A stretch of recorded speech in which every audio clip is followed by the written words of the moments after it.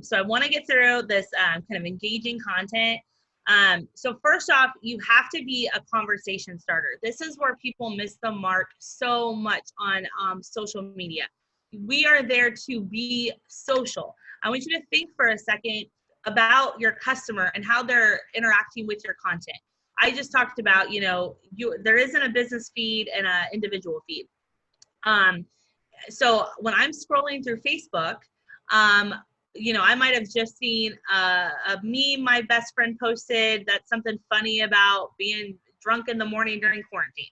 And then I saw my my local community foundation post something about that's an event that's going on in our community. There's so many things that are happening that we're looking at that it's kind of hard for you to switch from being funny with your friends, caring about your community, to buy my product for $9.95 special deal today. I mean, it's hard to transition from that. And it sometimes is in your face. If that's how you're trying to just put your products out there, you're not trying to, start a conversation or be social with your audience. So you absolutely have to be a conversation starter. You can do that in a lot of different ways. The number one way is to talk to your audience. If you know who your audience is, you know what they care about, you thought about what they're going through right now, and you're talking to them. You're telling your story. They want to know about you. They want to know about your business. Highlight where you buy your products from. If you're a restaurant and you try and source locally, tell that story. Tell the story of your staff members. Tell this, people do want you to be more real and more of an individual. Now, I'm not saying, I saw a question that said, should your personal page be connected to your business page? I wasn't sure if you meant it has to be for you to create Facebook, but people don't know who it's actually connected to. So I'm not necessarily talking about, oh, you just get on there and say, oh, look at what my kid drew at school today, right? But figuring out a balance of how it matches with your business. People do want to know the owner. They want to know what's going on in their life. To some extent, again, I'm not talking about oversharing, but there's ways that you can do it to be more real and be more social with your customers. I do not recommend at all for you to say, comment, like, share. You should be creating content that they want to comment on, like it, and share it. Don't ask them to do that. Think through how can you word something so somebody might comment. What are you going to create that somebody actually wants to share? Sharing is the number one engagement. That is a goal that you should be going for, because when they share it, they now have shared it with their followers, which then increases the chance of you getting new customers. But for somebody, think about the last thing you shared from a business. I mean, really think about that. That takes action. It's very thoughtless to like something, right? I can see something, kind of chuckle and click the like button. Doesn't truly mean much to me. If I take the time to share it, I'm basically endorsing your business. I'm typically going to share something if it's a business that I feel like has done something outstanding for the community. So during this pandemic, there was a business here before all the food programs were up and going that was providing free kids meals every day to kids. Like you just had to go up there, order a kids meal, and it was free, and you could take it home. I shared that. I wasn't necessarily going to buy it, but that was something good and heartwarming that I wanted other people to know about.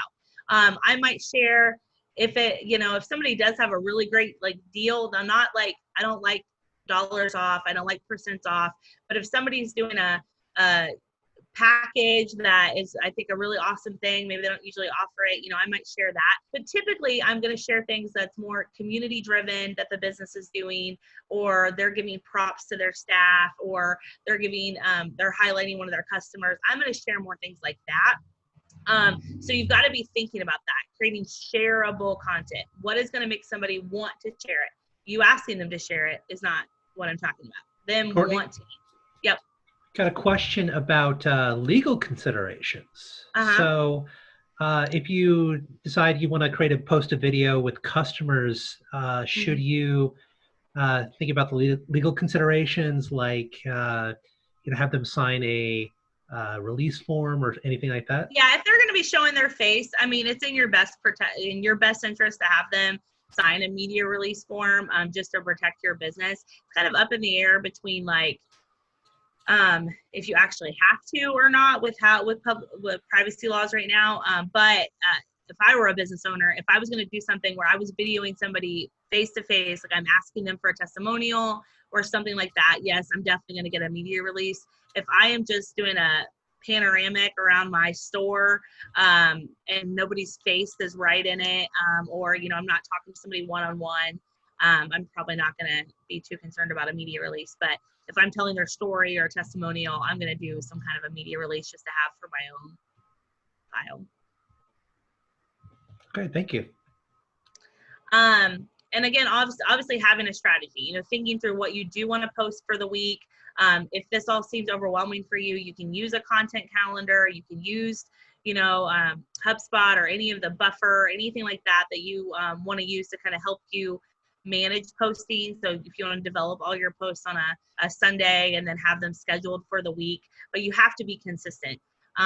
You know, so you might come up with a strategy where you're going to highlight a staff member each week, and then you're going to highlight one of your vendors, you know, and kind of have that scheduled out.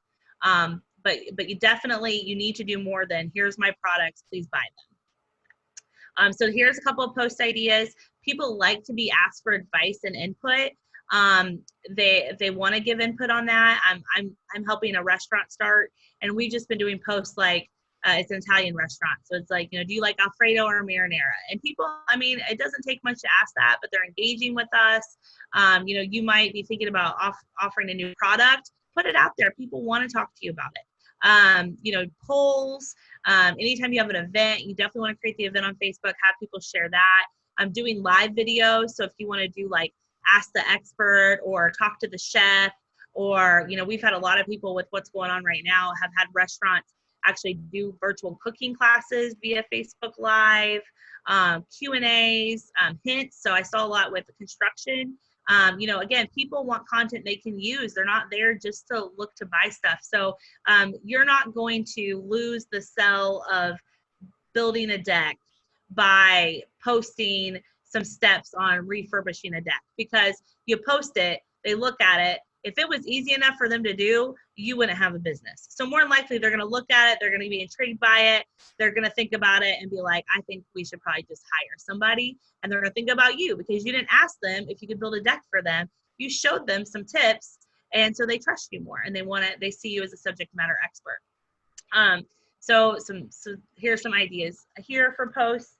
I just want to show you a couple of examples. Now, contests you have to be a little bit careful on. Technically, there are a lot of rules that you have to follow to have a legitimate contest. So this person absolutely did. I thought this was a great example. So they didn't do just a, like, you know, share this post to win. They did a crack the emoji case. So they had this emoji here. You got to guess every day of what it meant. The person that got the right answer won food for a year. And I'm talking about a meal every single day, appetizer and entree. It was going to be worth $8,000. This got people to interact, not only interact by sharing, but talking to one another. What do you think this means? You know, going back and forth.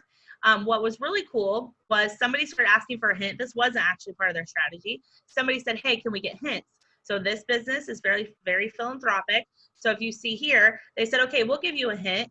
You need to get a hint, you need to donate to this Father's Arms Inc. They didn't say there was no required amount, but if you donated to that, they would send you a hint. So again, they started to bring in that philanthropy side, the community involvement side.